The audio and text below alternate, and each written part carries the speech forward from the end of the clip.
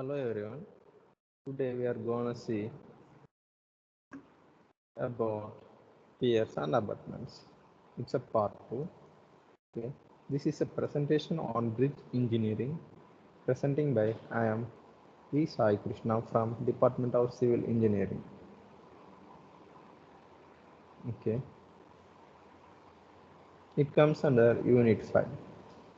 In last class we have seen what is meant by piers and abutments, their general features, following by the diagram of longitudinal section of a typical bridge structure, and we have seen what is meant by bed block and how does it look, its top view and cross sectional view. Next to that we have completed learning regarding the materials of piers and abutments. Okay, and types of piers we have seen in the last class. What are the types of piers, how many types of piers we have, and where what are the types of piers to be used. Following we have seen the permissible stresses of various materials that are chosen for piers and abutments. They are as follows. Okay. In today's session, we are going to see what are the forces acting on piers. Okay. Today we will see what are the forces that will be acting on the piers. There are various forces. We can't determine they are negligible the forces that are to be considered while designing of piers. Generally, they are as follows that are I am going to repeat right now. First one is dead load of superstructure and pier. Okay, now we are gonna see the forces that are acting on piers. First is dead load of superstructure and dead load of pier. Why we are concluding dead load of superstructure? Because I am asking this question because the pier is a substructure, that is not a superstructure. But we should be sure that the forces acting on the pier is nothing but the forces acting upon piers, that is nothing but superstructure. So we have to calculate the dead load of superstructure and also dead load of pier even. Okay. Dead load. What is meant by dead load? Generally, we humans are weighting up to somewhat generally. Each human being have a self weight. Similarly, each material has a self weight. Similarly, each structure has a self weight. Self weight here is termed as dead loads. They lie within us. We can't neglect those. They are dead within us, so they are called as dead load. Dead load of superstructure is nothing but the loads acting upon the pier entirely is calculated with nook and corner, inch by inch, and they are multiplied to the respective density of the material, and they are calculated added to dead load of superstructure. And what is meant by dead load of pier? Dead load of pier is nothing but calculating the whole volume of the pier and multiplying to the density of concrete. Reinforced cement concrete comes to dead load of pier. Okay, next, live loads of vehicles moving on the bridges. Okay. Here you may have a small doubt, what are the live loads of the vehicles moving on the bridges? If we consider a residential building, we know that the live loads are humans. Humans, it may be a table, chair, that all comes under live load. But coming to bridges, the purpose of laying a bridge is for transportation. For moving from one place to another, we use bridges. So here the movement of vehicle comes under the live load. So it should be in particular that this weight of vehicle can pass through this bridge on the spot at a time that is known as live loads of vehicles moving on the bridge. On making a survey, the type of vehicle that is to be crossed in the bridge, we consider the live loads of vehicles moving on the bridge. This is the way that we calculate. Okay. Effect of eccentric live loads. What are the effects of eccentric live loads? Those are nothing but the irregular shaped objects having the eccentric live loads. Okay. Next, impact effect of different classes of loads. As earlier I said, we can't define the load that are acting on Piers because they are negligible. We can't predict the number of loads that are gonna be acted, that are gonna be controlled by the Piers. But we should make a calculation regarding that. Yes, those impacts also we have to be calculated. That comes under class 4, named by impact effect of different classes of loads. Next, effect of buoyancy on the submerged part of the pier. What is the effect of buoyancy on the submerged part of the pier? We have to make a note regarding these two because the entire pier structure may not be visible above the ground level or above the water level because due to rainy seasons it may be submerged into some areas or parts. Okay, next, effect of wind loads acting on the moving vehicles and the superstructure. Effect of wind load acting on the moving vehicles and the superstructure. Here comes the critical part of wind loads. When a vehicle or any object is moving upon the bridge to a certain speed, those are also to be calculated to make withstand of piers. It is very essential of calculating wind loads that are acting on moving vehicles. Where the moving vehicles goes on is nothing but on superstructure. Yeah. Forces due to water current. The forces due to water current are also calculated as a force acting on pier. Next, forces due to wave action are also to be calculated as a must on force acting on piers. Next, coming to point number 9. Point number 9, that's nothing but longitudinal forces due to tractive effect of vehicles. What are the tractive effect of vehicles are nothing but they are the forces to be calculated or to be adopted while we considering the all forces on the piers comes a main part of longitudinal forces due to tractive effect of vehicles. Next, coming to point number 10. It is nothing but the longitudinal forces due to braking of vehicles. Okay, it is very catchy to understand the sentence what I said right now. Okay, but I'll repeat once again what I said right now is nothing but the longitudinal forces or the vertical forces or other forces that are caused due to vehicle braking. When a lorry or a truck moves in a superstructure of the bridge, when it suddenly breaks down or it's put a brake due to some circumstances, some forces are to be acted on the bridge.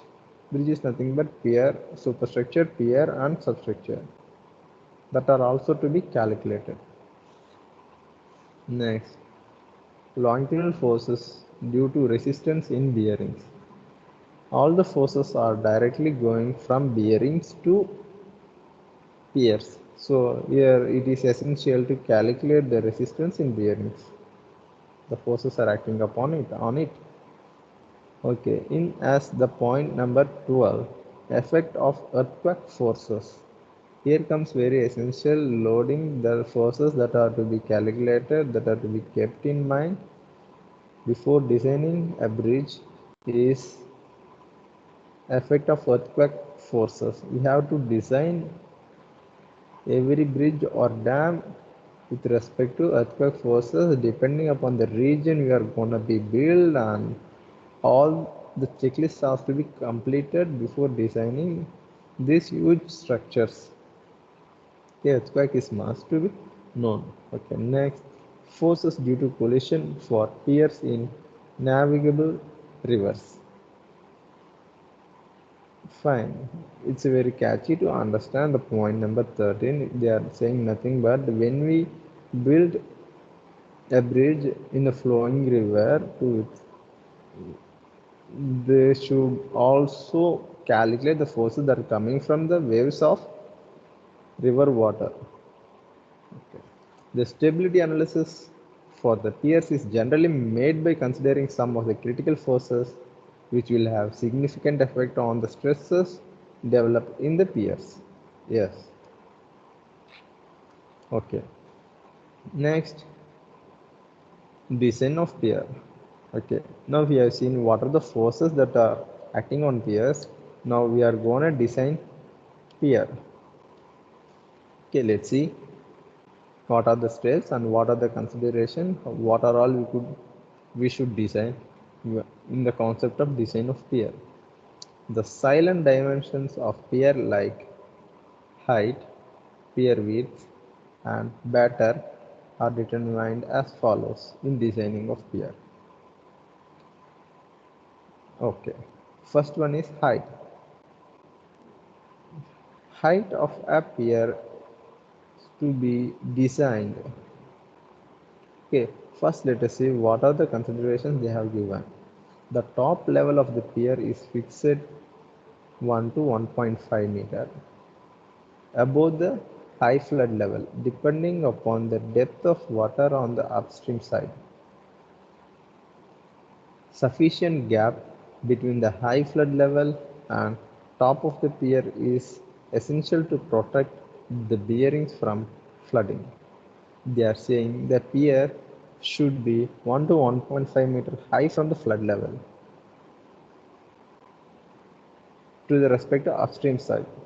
The sufficient gap between high flood level and the top of the pier is essential, they are saying, to protect bearings from flooding. Bearings plays major concept in bridges because they safely transfer loads from superstructure to substructure. Okay, next, pier width. The top width of the pier should be sufficient to accommodate the two bearings. The top width of the pier should be sufficient to accommodate two bearings because they are saying nothing but the area of the top pier width should be broad to accommodate two bearings. It is usually kept of a minimum of 600 mm more than the outer dimensions of bearing places. Yes. Next, pier batter. Pier batter is nothing but they are generally the sides are provided with a batter of 1 in 12 to 1 in 24. Short piers have vertical sides. The increased bottom width is required to resist the stresses developed under loads within safe permissible values. That is nothing but pier batter. Finally, cut and ease waters. Cut and ease waters are the pier ends are shaped for streaming the passages of water. Normally, the cut and ease waters are either shaped circular or triangular as shown in the figure because for streamlining the passage of water, they are chosen some shapes. Yes. Next class with respect to our syllabus, we are going to see the stability analysis of piers. What are the stability analysis of piers? A pier shown in figure. This is nothing but the pier longitudinal section elevation. This is the plan. This is the top view of a pier. Okay. A pier shown in the figure 17.5 supports the deck forming a major highway. The various forces acting on the pier are listed below. This is the analysis example they have given us. Okay, firstly let us see what is the diagram showing. It is showing it is a pier of overall height 9 meter to the ground level from to the HFL high flood level. From high flood level, it is not determined the total height. At high flood level, the width of the pier is 2 meter. Okay, and the bottom width of the pier is nothing but 3 meter. At the top of pier, we are having two bearing, so we should be clear that the top area should be completely accessible to two bearings as we discussed earlier, and here the dead and live loads are acting on. Okay, as in the top view, the top width is nothing but, as they are mentioned, this top width is nothing but 3 meter. They have given clearly here itself, and the shape is nothing but a circular shape.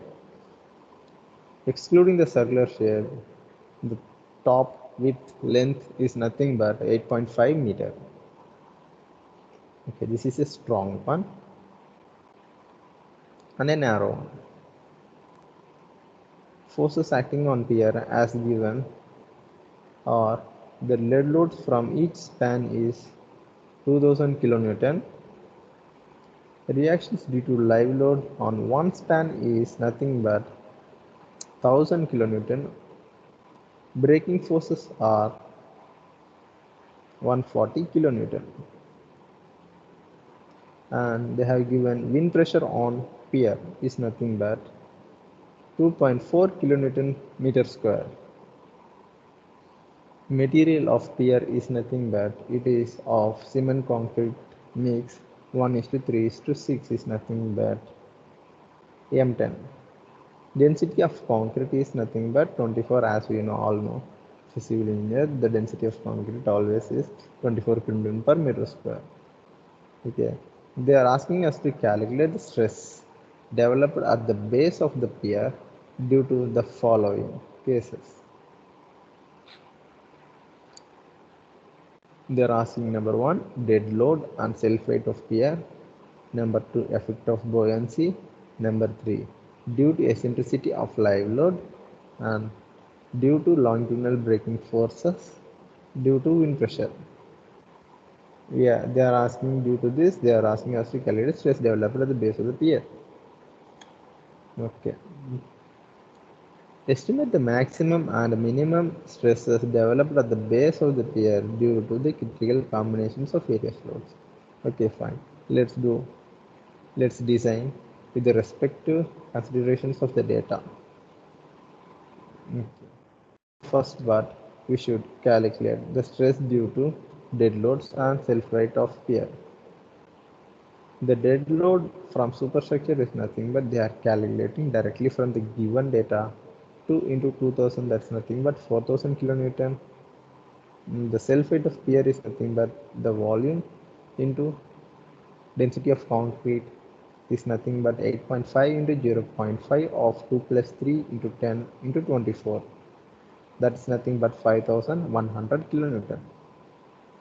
Next, the direct load that is coming from the top is nothing but 4000 plus 5100. On adding the both, we are getting 9100 kilonewton. Okay. For the compressive stresses at the base of pier is nothing but 9,100 divided by 8.5 into 3. 8.5 into 3 is nothing but the cross section of the top pier. 356.8 kilonewton per meter square. Next, design is nothing but effect of buoyancy. In the effect of buoyancy, the first step is width of pier at high flood level as they are given is 1.9 meters. Submerged volume of pier is 8.5 cross 0.5 into 1.9 plus 3 into whole 9, coming to overall 187.4 meter cube. Okay. Next, reduction in weight of pier due to buoyancy is 187.4 cross 10, that's nothing but 1874 kilonewton. Next, tensile stresses at the base due to buoyancy are calculated in the similar way as above. What we done for compressive stresses at base is nothing but the value we got from the above section 1847 folded by the cross section of the top pier, that's nothing but 8.5 cross 3. We are getting the value for tensile stresses at base due to buoyancy is 73.5 kilonewton per meter square. Okay. Thirdly, they are asking us to calculate the stresses due to eccentric of live load. Okay. Stresses due to eccentric of live load are nothing but reaction due to live load from one span is 1000 kilonewton, acting at an eccentricity is nothing but 0.5 meter. Moment about base is given as by the notation m from the base 1000 cross multiplied by 0.5, that's nothing but 500 kilonewton per meter. For section modulus, we are notated by the notation called by the alphabet Z is nothing but top cross section of the pier by 6. We are getting 12.75 meter cube. Meter cube, that's nothing but the volume. Next, we are gonna be calculated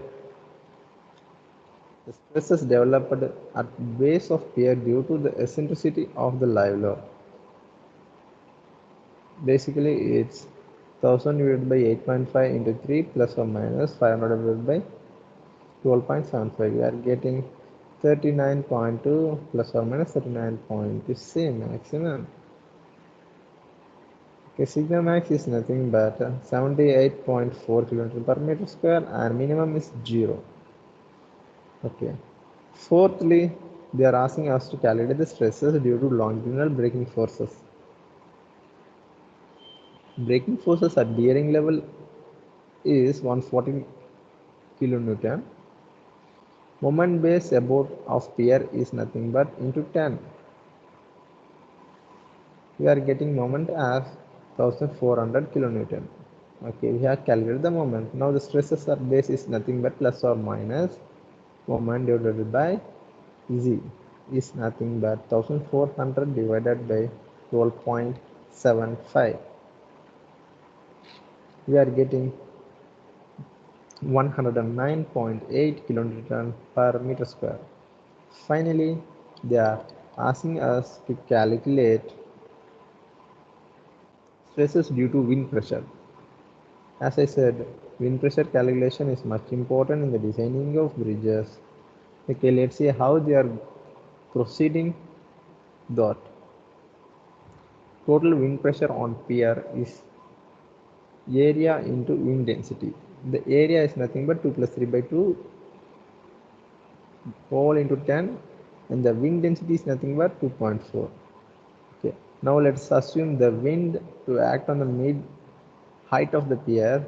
So let's think about the half height of the pier and calculate the moment about base of pier is nothing but 60 into 5, that's nothing but 300 kilonewton meter. Next, coming to modulus of section at base, double WL square by 6. 3 into 8.5 square by 6. We are getting 36.1. 361.25 meter cube. Next, stresses developed at base due to wind loads. The T is nothing but plus or minus by Z is equal to 300 divided by 361.25. We are getting finally the value of plus or minus 0.83 kN per meter square. So we got all the maximum and minimum stresses developed are computed and combined. The stresses due to the various load combinations are shown as a table. The material for the pier being 1:3:6 cement concrete, the maximum permissible stresses in concrete from referring the above table 17.1 is 2 Newton per mm square or 200 kN per meter cube. If the stresses developed at the base of the pier are within the safe permissible limits, it is clearly showing the design what we have done right now is safe. Okay, these are the things we have calculated right now. Maximum minimum stresses at the base of pier. Okay, we have seen dead load and self weight. When it is dry during floods are calibrated in a differential manner. Okay, they have represented in such a way the stresses for dead load and self weight when it's dry and during floods are assumed to be constant as 356.8 and 356.8 during floods too. Next, buoyancy. Buoyancy is nothing but 73 minus 73 negative 0.5. Okay. Next, talking about the braking force eccentric live load, it is nothing but 78.4 at both the cases when it's dry and during flood too. Next, braking forces is nothing but 109.8 at both the cases when it is dry and when it is during at flood. Okay, and wind pressure is commonly 0.83 plus. The maximum and minimum stresses are nothing but when it is dry, the wind pressure maximum stresses are 545.83 and during flood the maximum stresses of wind pressure are 472.33. Okay. Next, the minimum stresses are 324.57 when it is in the dry state, and during flood it is 251.07. Okay, we have seen and designed the maximum permeable stresses while designing the pier. Okay, in this class we have seen the forces acting on the piers. They are commonly as many we have seen right here, and next we have seen how to design a pier and what are the considerations to be concluded while designing the pier, and we have seen the pier how it should be and how it should be analyzed for safe calculation of permeable stresses and gone through it. Okay, here we have calculated the maximum minimum stresses, dead load and self weight of pier, effect of buoyancy due to eccentricity of live load, due to longitudinal braking forces, due to wind pressure. We have calculated the stresses developed at the base of the pier only. Okay. Yes.